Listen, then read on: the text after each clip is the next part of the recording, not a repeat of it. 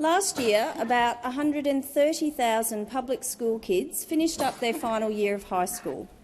That's 130,000 kids who have never experienced a public school that wasn't underfunded. For the entirety of their schooling life, it was always stretching money, cuts and layoffs. This year, another 100,000 or so public school kids will graduate, also never going to a school that wasn't underfunded, and the year after that, and likely the year after that. This is a national crisis that is affecting kids today and of the future. Public schools are now underfunded by $6.6 billion a year. And yet, since the original Gonski review, government funding to private schools has increased at double the rate to that of public schools. The major parties have withheld $26.9 billion from public schools and plugged that money into the private system. Public school investment in Australia is below the OECD average. But this funding shortfall is more than just numbers. Underfunding means classrooms built in the 70s that are filled with asbestos or mildew and mould. Underfunding means teachers working 12-hour days and covering the work of counsellors, administrators, social workers and educators all at once. Underfunding means these teachers are not paid for the hours they pour into marking and preparation, school events and excursions, overnights and weekends. Underfunding means one teacher for dozens of kids. It means broken laptops, out-of-date textbooks and parents footing the bills.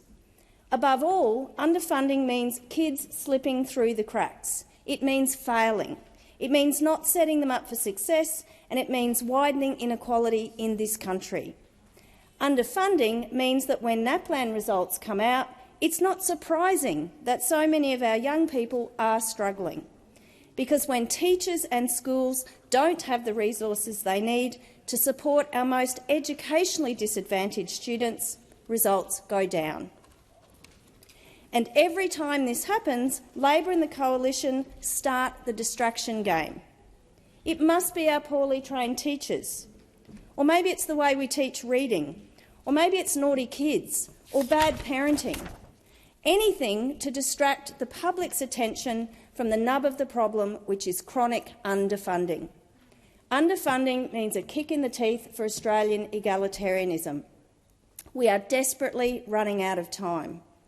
I hear time and again from teachers who are overworked and at the brink, from comrades who are plugging holes and buying classroom resources and even food for their students, from parents who can't fathom what's happened to their local public schools.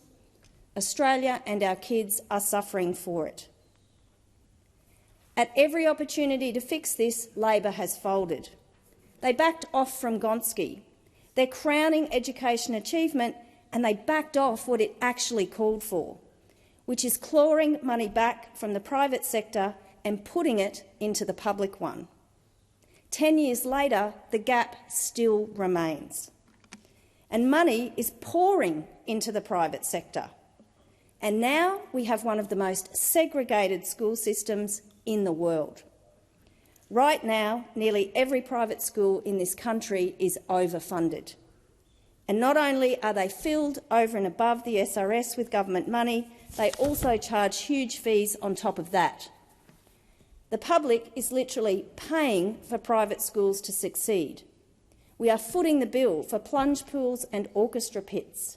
We are footing the bill for these schools to charge exorbitant fees, fees that are locking out kids and locking in inequality. Right now, there is no pathway back. Labor needs to own up to its neoliberal mistakes and take responsibility for its role in Australia's surging inequality. That starts with rebuilding public education. This is the last chance we have to save our public schools, to truly deliver an equitable school system that gives every child a chance at a great life. The Labor government must fund all public schools to 100% at the start of the next National School Reform Agreement, or they've consigned our public schools to collapse.